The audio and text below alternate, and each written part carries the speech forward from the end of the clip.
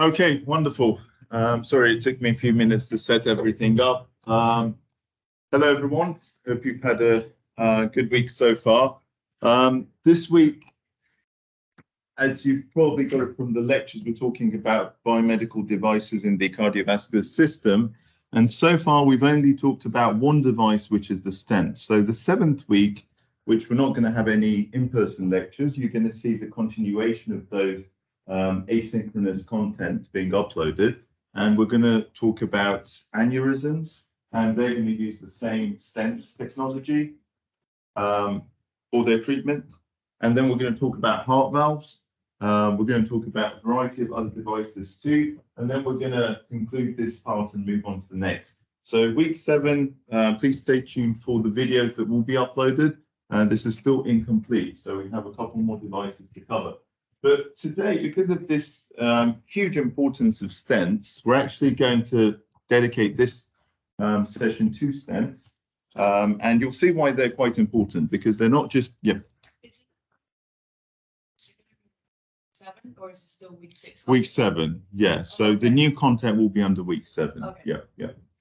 So, and I'll also upload the handouts and everything. So the reason you might be wondering why we're putting this much focus on stents is that stents are not just used for atherosclerosis or in general arteriosclerosis. They're used for aneurysms. They're used for many other lesions and diseases that are involving the cardiovascular system. Now, to give you an idea of, well, first of all, you see sort of the compliance that these devices have, right? This image here shows how flexible they are. But there's a lot more intricacy to that, right? If you look at their design, this mesh design there, it has to have that springy function. But why do they design it in so many different ways? That's what we're going to look at. Another thing we're going to look at is the materials used in these, especially for the biodegradable ones. How do we choose that? What's the selection guide? Why is it important to select the right thickness for the wall of these stents and the right dosage of drug? So we'll be talking about that. We'll try and bring in the fluid dynamics that we discussed last time and use that to guide our stent design.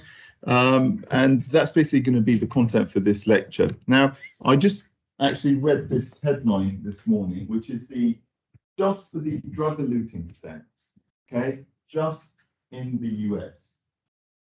It's $4.8 billion is the prediction for 2030. Right, that's huge, just for drug-eluting stents. And then you have varieties of other stents. Okay, you have biodegradable stents, regular bare metal stents. It's a big area of research. That's why, you know, $1 million funds to basically fund research lab at the university level and other, but isn't that far from reach for lots of doctoral students and doctoral projects at the moment are designed around just understanding the stent behavior under flow conditions. So this was quite interesting to me. What I'm going to ask you is from the, so this is an OCT, so it's a CT scan, but what they do is they take the CT scan.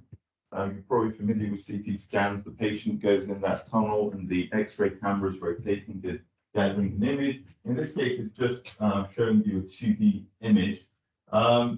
I like these because they show before and after of administering and deploying the stent.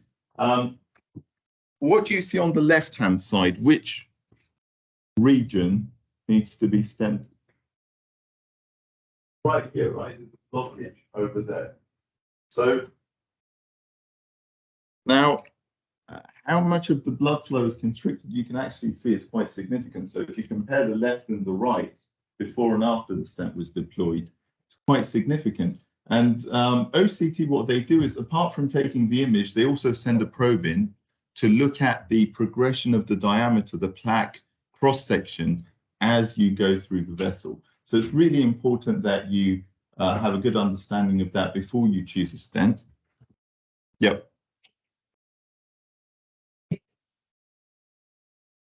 Exactly. What do you guess it is? So, oh, well, you know it's a blood vessel, but which region do you think that is based on your understanding of the anatomy? Yep. Exactly. It's the coronary arteries. So this is, the heart here is transparent behind that. You can see the beating. This is the coronary artery as it travels from there. And then in that region, right where it splits down to the arterial level, just before it does that, you can see that there's a constriction of plaque, atherosclerosis. And then the right-hand side, they're actually using a stent to open up that blockage. Okay. Another image. You see where the stent region is in this case, in the left. It's right over there, the same place. So you can see that this is a common thing that you have in your coronary arteries, where right after that curvature, you have that constriction, and that has to do with the flow dynamics. It's not something that's just random. It's the flow that comes from that bend down there, and it's got some circulation, basically, of vorticity to it. And that vorticity changes the shear stress on the walls and initiates the plaque buildup. You may ask what these things are. Does anyone know what they are?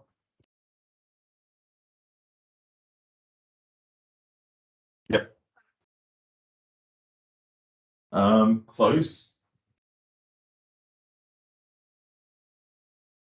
So there's a bone in the middle of your chest here, and when they do the heart surgery, they have to cut it.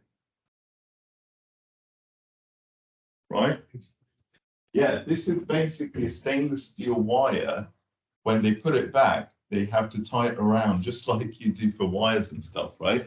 To keep those two sections together, force them together until they regenerate and stick back. And in these images, because they're made out of metal, they stand out very well. The contrast is high. So yeah, that's where that bone is, and they have to make a decision to be able to open chest and have access to the heart. Stainless steel is relatively good because it degrades. They actually don't want to take it out because taking it out is very tricky. They have to open again, and then they have to, so they leave it for quite a long while. It doesn't degrade super fast, but it degrades gradually. There are better materials that have now been used, but still the majority of hospitals doing this procedure use stainless steel and titanium. Another example, well, oh yeah, this I wanted to show you is quite interesting. Do you guess what this is? So this is the heart, but inside it you see weird object. Well, we haven't gotten there yet. This is a heart valve. It's a mechanical heart valve, and you'll see exactly how these various designs work. But on the right-hand side, you can see another type of mechanical heart valve, which is deployed. This is when they're deploying the heart valve. We haven't got it here, but just to give you some insight, they actually use the same process as used with the stents. So they expand the heart valve, it's like a membrane with all those leaflets, and it basically opens up that natural valve region, and it basically pushes out of the way the original valve. Again, in this case is actually interesting. There is an issue with the stent. So can you first spot where the stent is in these two images? Difficult to see, but it's very transparent, right? Do you guess where it is? This is where the stent is. You see, it's very transparent. It's a thin tube. Right, and the issue with this is actually that they have what they call under expansion of the stent. they haven't done a proper procedure, it hasn't been expanded enough. So although they've deployed it, the functionality isn't there. So they have to, this is really problematic, they have to go back in with a balloon, expand it. Sometimes it doesn't work because it's so constricted that that first balloon doesn't go in. So then they have to use a laser process. But I mean, that's all beyond the scope of this module, but that's really the critical to basically speak to the importance of the stent choice and the pressure that you put in the balloon to actually expand the stent. And you can see before the issue existed and then they had to replace it.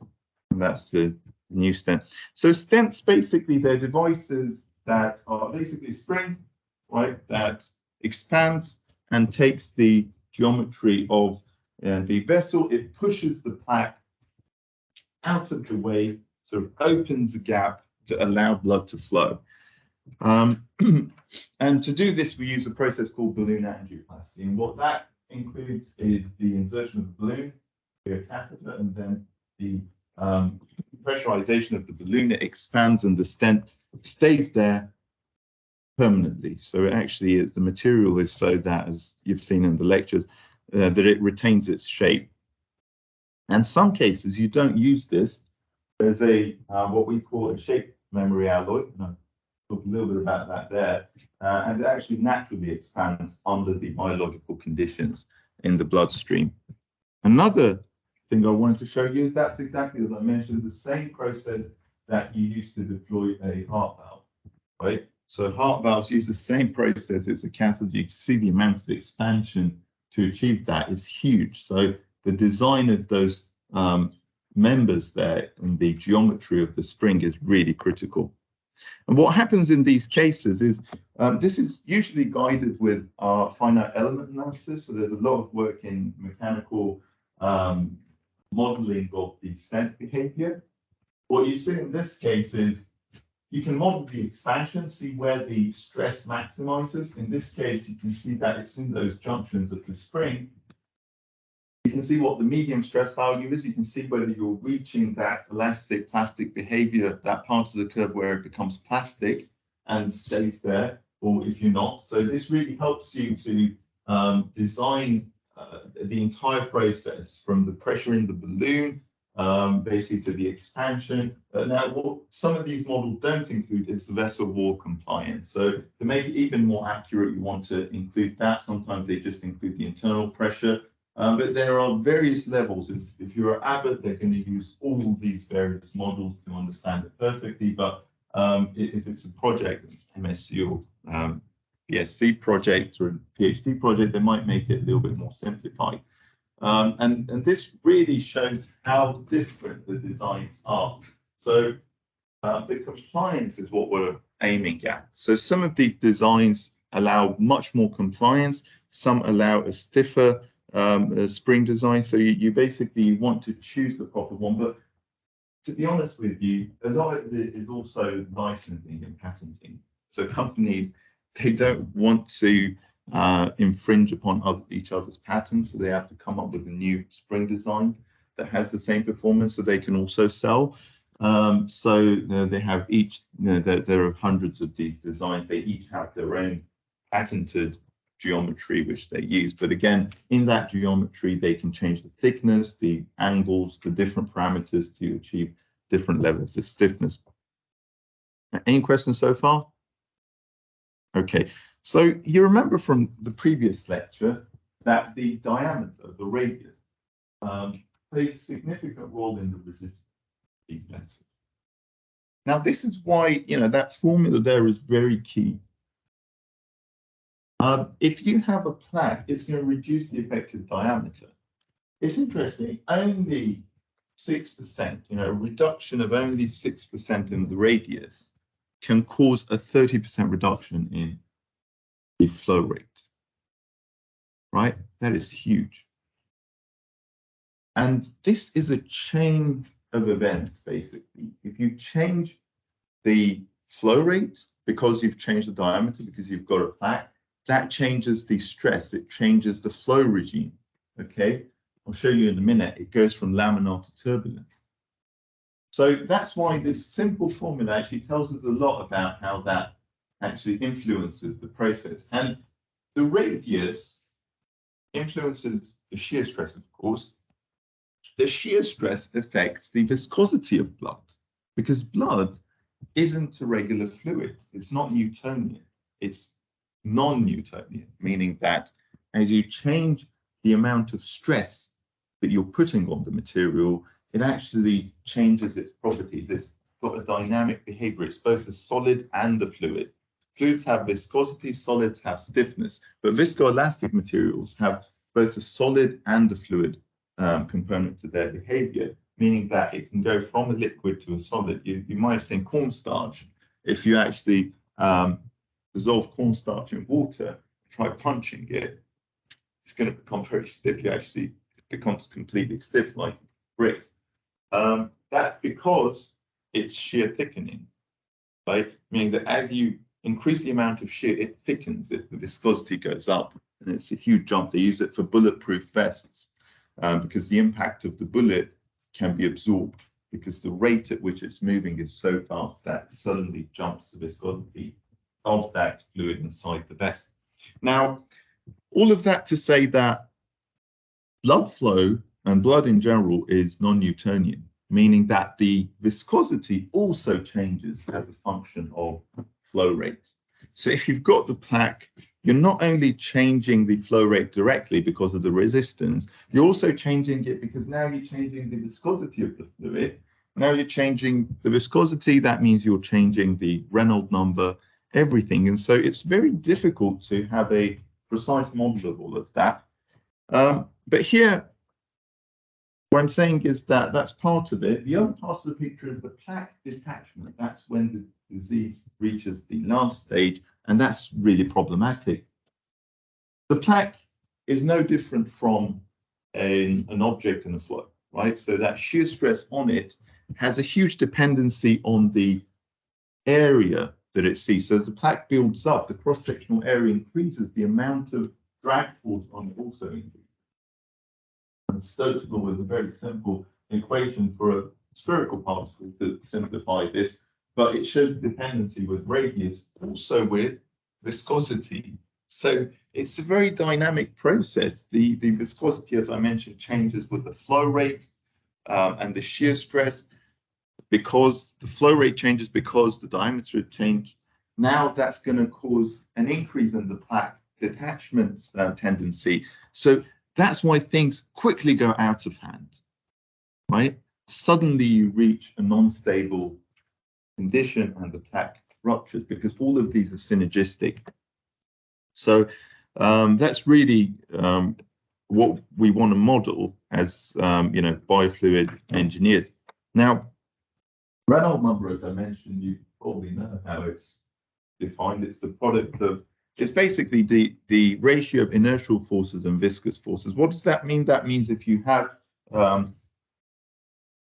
if you have a high density material, the force needed to push it through because of its mass, because of that acceleration aspect, is going to be greater. If you have a viscous, and these two aren't the same, viscosity and density, the majority of the time they're related and it's actually proportional, but a lot of the cases it's not. So they have competing effects here. What this shows you is that, it's the product of density, speed, and the diameter over the viscosity. So again here, moving from laminar to turbulent, which happens again at around, here you can see it depends whether it's unsteady or steady, but that transitional flow happens around 10 to the 5th.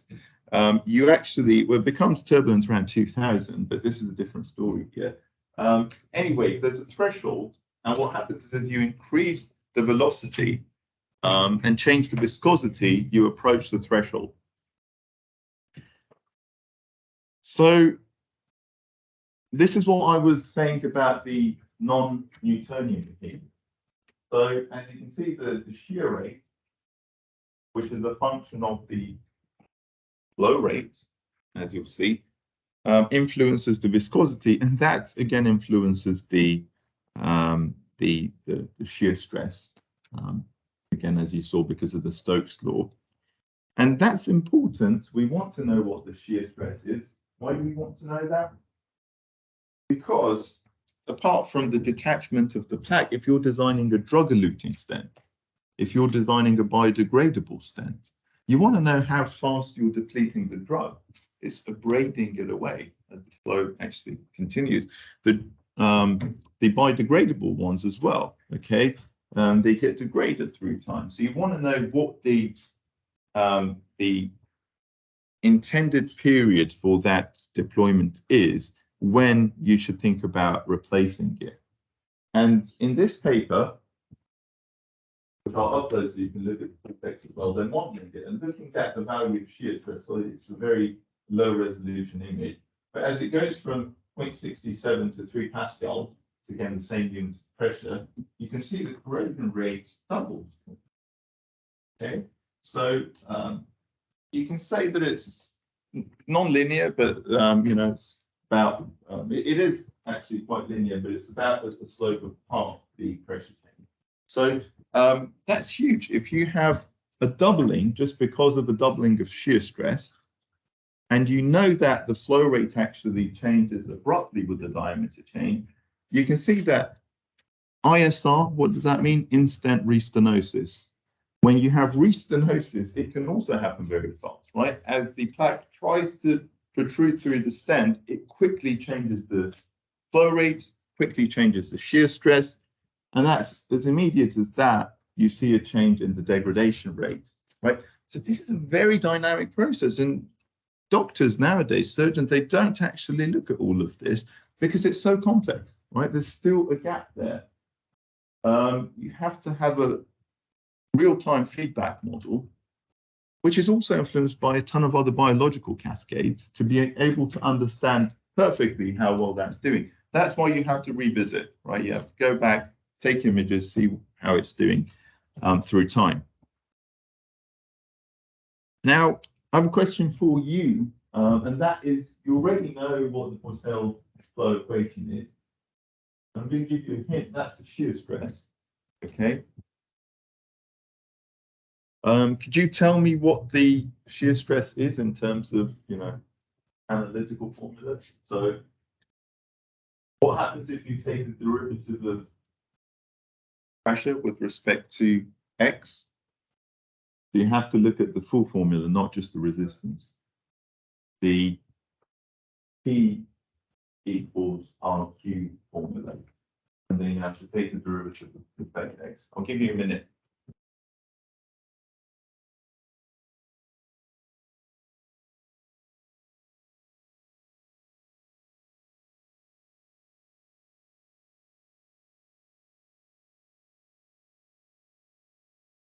First want to give me the proper formula that's 5 points out of 100 in the final grade.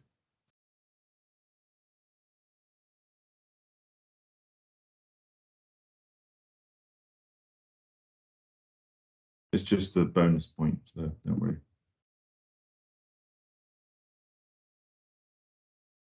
Just the first one. You could work as a team, all 3 of you would get it.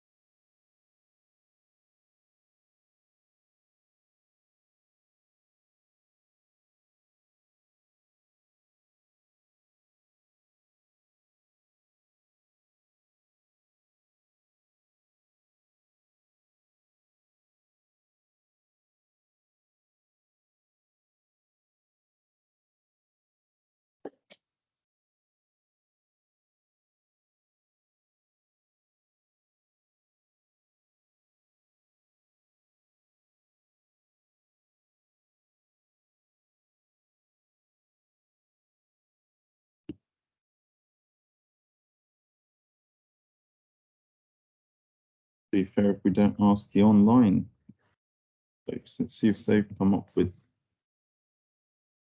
something. Oh.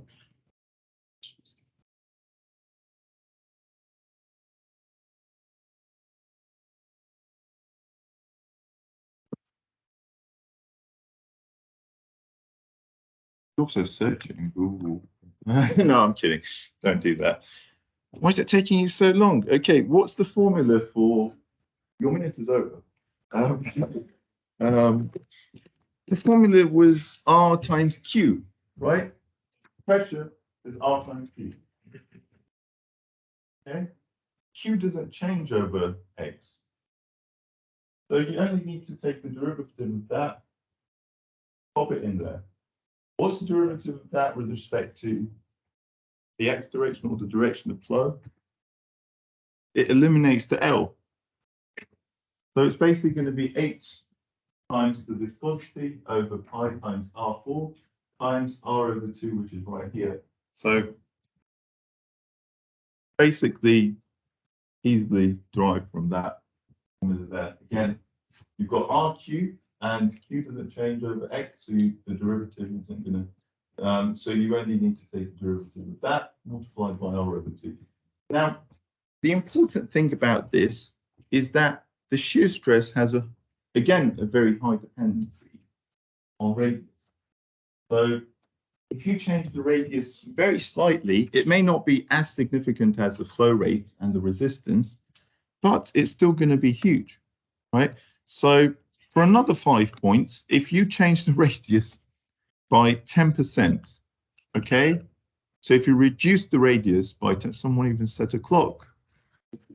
Okay, so if you reduce the radius by 10%, how much is the shear stress going to change?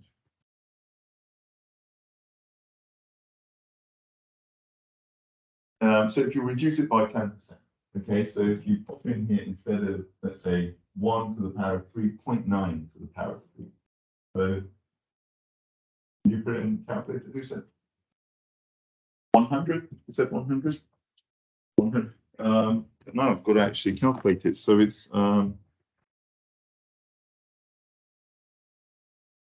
I'm saying is if you reduce it by 0.1, so that's going to be 0.9 times 0.9 times 0.9. And so because it's there, this is going to be 1 over that. So that means it's about 1.4x.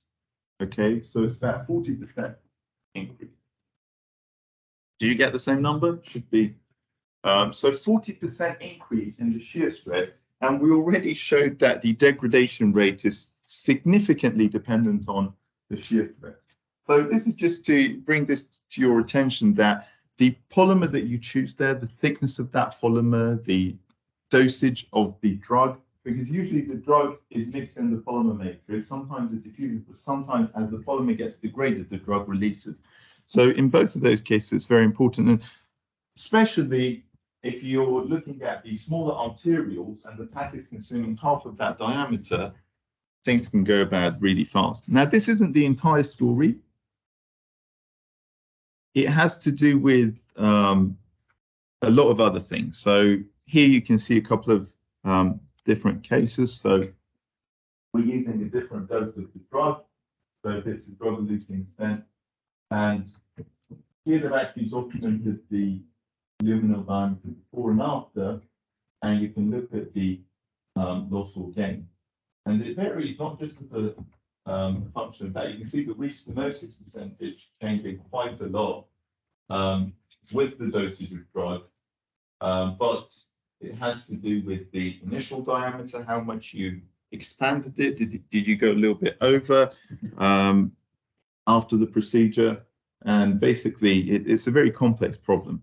Now, a quick question for you guys. If we have a branch geometry like we had last time with all these derivations, how do you deploy a stent in a branch region? So you want it to cover the entire Y branch. You know how to do it for a single channel. How do you do it for a branch channel?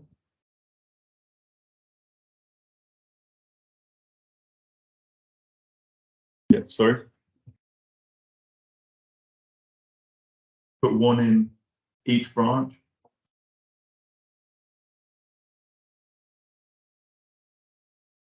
So we put one at D1, but then what about, it's basically the lesion continues in this branch. So you remember there was an image of a Y branched in the carotid here that had calcification on both sides. So if it covers through, how do we deploy a stent that can cover before and after the junction? Yep. Multiple stents. So how would you do that with the process in mind for the balloon?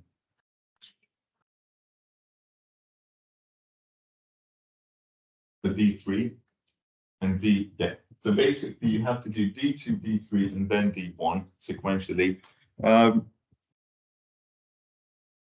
So this is one way, as you mentioned, to do that. The other way is actually simultaneously, they go in the Y branch and they inflate both at the same time. So you have a half kind of channel there. Now, each of these have their own advantages and disadvantages. There's a paper on this as well as one on the degradation that I'm uploading there. You can take a look at, but it's interesting to understand why and what is the intention to do this versus that, right? And there are about 10 other strategies also to do this. Each have their own pros and cons. Okay, so we're going to talk a little bit about manufacturing stents. Anyone, well, that kind of tells a story, but do you know how they manufacture stents? So it's interesting. Have you seen a lathe?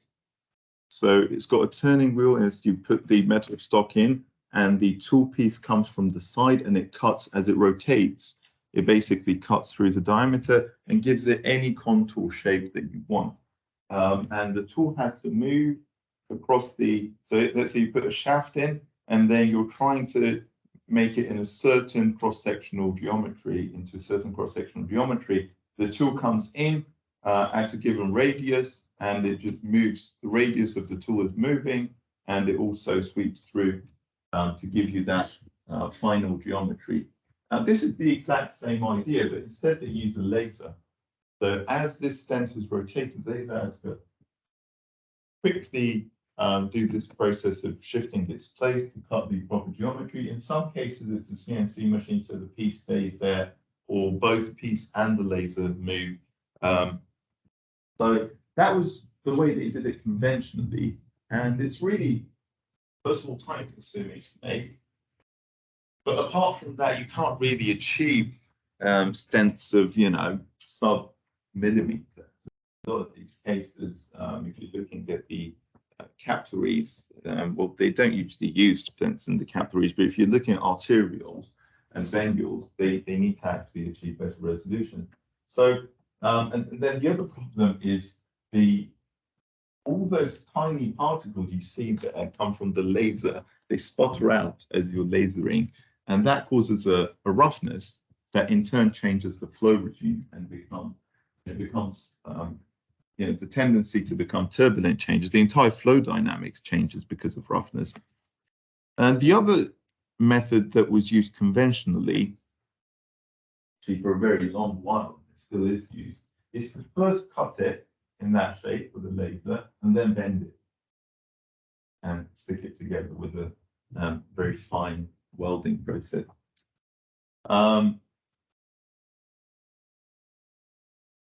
Can't say really which is better or worse. They both, I mean, this is much faster if you can guess, but the complexity that you can achieve with this is a bit, you can imagine that this is always going to be a 2.5 dimensional thing, whereas with that laser, you can change the depths and have 3D features. So they actually first do the cutting, the laser cutting, and then they roll it. Another example of this is actually also done with laser cutting, but you can see how fine those members are. So we were talking about geometry and stiffness. Can you guess what is special about this geometry here? why it's designed in that particular shape.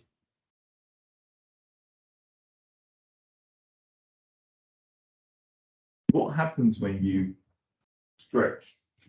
Like if you pull from those two rods, bottom and top, what happens to the shape? It can stretch like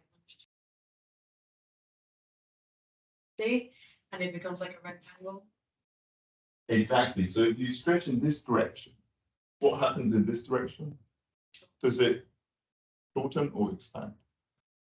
In this direction. So if I pull from these two rods, top and bottom, what happens to the shape? It will shorten. It becomes like a standing up rectangle. But would it shorten? How much are we expanding? So if I expand it all the way to make these two flat like a rectangle, as you mentioned, Oh, okay, no, that's it. it actually, no, it increases because so this here expands to become the length of the rectangle, right? This is longer than this. You see, in this triangle here, you can see that is longer. So if you fully expand it, it's actually going to, if you instead now squeeze it, it's going to contract. So do you know about Poisson's ratio? Poisson's ratio. So Poisson's ratio is a very important topic. It tells us if you compress an object or stretch it in one direction, in the other direction, it's likely to do the opposite, right? That makes sense. That's a physical thing that we expect. So, but this is not intuitive because it's got a negative Poisson's ratio. If you compress it in one direction, it's also going to compress in the other direction, right? So why would we use this in the stent design? Yep. So,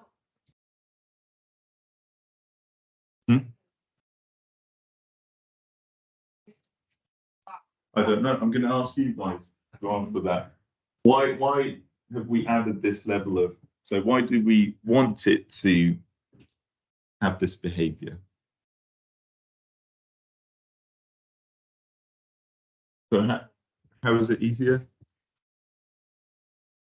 All stents, actually, with all stents, what we do is we first, I mean, they call it crush it. So it's, and then the balloon expands it. So that's possible with all. But why would we need something that has this certain behavior? Yep.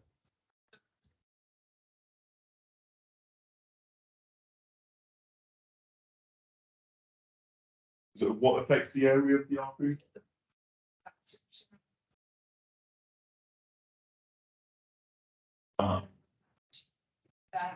To get rid of the fat, to move it out of the way. So Oh, it expands and crush it. I mean, that's actually, but it's not that. That's not the reason. But so you're saying that way when you're expanding it, it's also doing that, so it's kind of rupturing the fat. It compensates. Yeah, I mean, so it's actually stretching the fat to make it easier to push it out.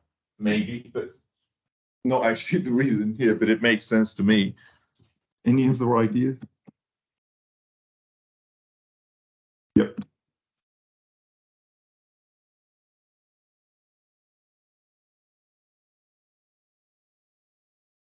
So with the bright, I mean, you can control the size still, just by designing the stent to have that stiffness at that expansion and basically expand it to the level that you want. You can do that with all the stents if you choose the proper diameter and thickness. But this one, what it does is it basically, if you look at the direction also, right? This is sort of rotated 90 degrees. If you stretch it, it expands. Okay, doesn't that give you a hint? You don't need a balloon, basically, right? All you need to do is to stretch the two ends of the stent to expand it. Now, the balloon, the reason we are thinking about eliminating the balloon is that the pressure that the balloon produces in order to permanently expand that influences the vessel wall. You can easily go over, right? You can easily rupture, and that's really the critical aspect of what surgeons have to choose is making sure that they don't rupture it. But here, you stretch it, and that's also done with the catheter. So the catheter has two ends. You can fix one and basically stretch the other. What happens is that you can, the compliance of this at its terminal expansion state has to meet the compliance of the vessel. It's not a passive means of expanding where you're just putting pressure and you don't have any feedback. It's actually the mechanics of this versus the mechanics of the blood vessel. And in other words, it gets stopped whenever it's actually inducing too much pressure. It's not like you put a value in the pump pressure and then you just leave it there. This actually kind of has a feedback loop, okay? And again, this was what I was talking about. So this hopefully makes more sense. So as you stretch it, what happens is those members become orthogonal. And this distance here, right, is longer than the regular. So basically it's the Pythagoras law. And so, yeah, this is what we call negative Poisson's ratio. Another way people are making stents is additive manufacturing. And this may sound a bit futuristic, but actually this is already in the pipeline. You can do metal manufacturing via powder infusion, okay, and selective laser sintering. So what happens there is that your 3D printer has a vat full of powder, and you have a roller that flattens that out perfectly, and then you have a laser that goes over the contour of where you want to have the object print. And in those regions, the laser is actually fusing the particles together. Right, the laser energy is fusing them together and it's solidified, just like what you see there. Right, so every cross section can be solidified in that fashion, and then you could do it one layer at a time and build up the entire object. Basically, it's inspired from welding and fusion. And the bottom one is a polymeric one, and we saw that both metals and polymers are used for stents nowadays. And this one, actually, you can see these members here are about 100 to 200 microns. And you can 3D print it again with resin-based printers you'll see in the lab. We probably won't be printing features as fine as that because these are just entry-level SLA printers, but you can print approximately around that 1 to 2 millimeter with a feature size of 300 microns. There is also an area, so you think of stents, you only think they're deployed inside the bloodstream, right? They're actually also sometimes exoskeletal, so they go around the blood vessel. You know about that? So there are stents that are deployed around the blood vessel, and we'll talk a little bit about that in the first lecture that you'll see for next week. But this is also an innovative approach to the 3D printing stent. It's using the same idea as the laser lathe, but instead it's depositing material. Okay, so what's happening is you've got an extruder, and this shaft is rotating, the extruder is moving back and forth, and it's producing the scent patterns as it rotates. And actually it's perfectly suitable for this. It mimics the exact mimic of the lathe process. So far, these lectures have been oriented around introducing the devices to you, some of the physical aspects of designing for the cardiovascular system. The third week will be the continuation of this. We'll talk about heart valves and more about stents. And at the end, we'll also talk a little bit more about material selection. And then the week following, we won't have any lectures basically in the 7th week, but we'll have the asynchronous content. The week following that, we'll have the lab for week 8, and we'll also continue on with the respiratory system, lungs. So, yeah, basically there's going to be again, a similar mix of talking about the anatomy, talking about the physics of it, and then the devices that are used and diseases that are involved in that system. Any questions regarding the stuff that, yeah.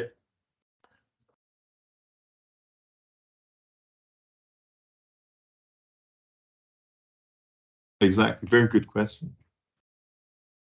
Does anyone know? Yeah.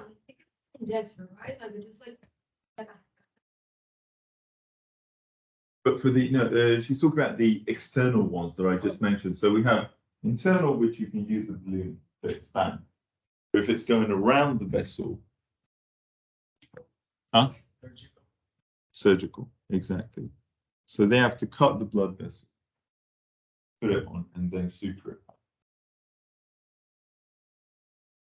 Yeah. There are ways that they're thinking about shrinkage and getting the sheet to actually contract around the exterior, but again, it's got to be surgical. But it's interesting, actually, the reason that we need those. I'll talk about that in that lecture a little bit more in depth. But next week, we're going to, in the asynchronous, we're going to talk about aneurysms, and aneurysms use stents as well. That's why stents are really important. We'll talk about treating aneurysms, and we'll conclude talking about the heart valve and heart valve replacements, various types. And what I'll do is I'll also try and upload a paper on 3D printing heart structures. There's specifically one from Adam Feinberg's lab where they have actually, we're trying to transition towards advanced processes in this remaining week for the cardiovascular system. But we'll have one dedicated week at the end, just tissue and organ printing and manufacturing, which is important. But I'll upload a paper from Adam Feinberg's group, and what they've done is they built a left ventricle that has those same cellular compositions that the left ventricle has, and it can actually beat and contract, again, by electrical stimulation, just like the heart does. And you can also read that. Most of what's happening here is all in the publications, not in a specific book, but I'll try and see if there are good books that you can read as well and upload it in the library section for the page. So, yeah, this will be the plan moving forward. Any more questions? Wonderful. Let's conclude it here, and I'll upload this lecture and the handouts as well. Thank you.